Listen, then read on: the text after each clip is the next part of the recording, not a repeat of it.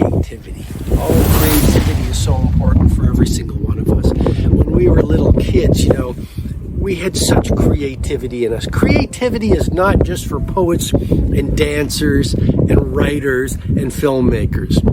Creativity is the birthright and the hallmark of every human being with a beating heart today.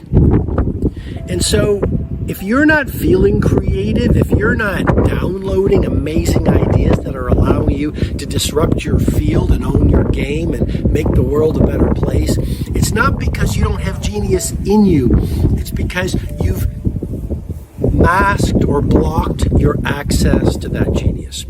In the Circle of Legends, the model that I teach that has been revolutionary to my clients is the genius betrayal process.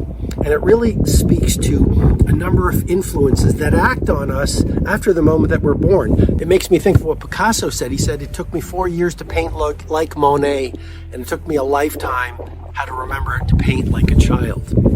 And so what happens is after we're born, we are influenced subconsciously by our parents who teach us as best as they know how the world works. We're influenced by our peers. We're influenced by our teachers. We're influenced as we get older by the media around us. We're influenced by the cultural beliefs that are entrenched in the nation that we lived in, or that we live in, of course. And so what happens is subconsciously, incrementally, every single day, we receive this messaging and this languaging that takes us away from who we truly are. And we lose our native creativity and our curiosity. A little kid is always saying, why? But sometimes that curiosity gets stuffed out of us by people saying, stop asking so many questions. And by the messaging of the media and the culture saying, stop asking so many questions. Don't dream that you can be an astronaut and an empire maker and a startup entrepreneur or a great teacher or a frontline worker. Play in a box, think small. And after a while, year after year after year, we start to think small and we start to betray our genius. We start to give up on who we are and we forget who we truly are. In many ways, the process of self-mastery is not transformation, it's remembering. A human life is a short ride.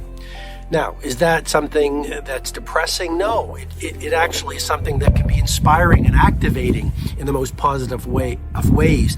Once we know that our days are numbered, whether we live for 100 more years or 1 more year, it reminds us that we must not hold back on expressing our primal genius. We must not hold back on doing what feels most right to our hearts, our characters, and our souls, for fear of rejection or being laughed at by the chattering crowd. You and I must realize the potential and the gifts and the talents we've been blessed with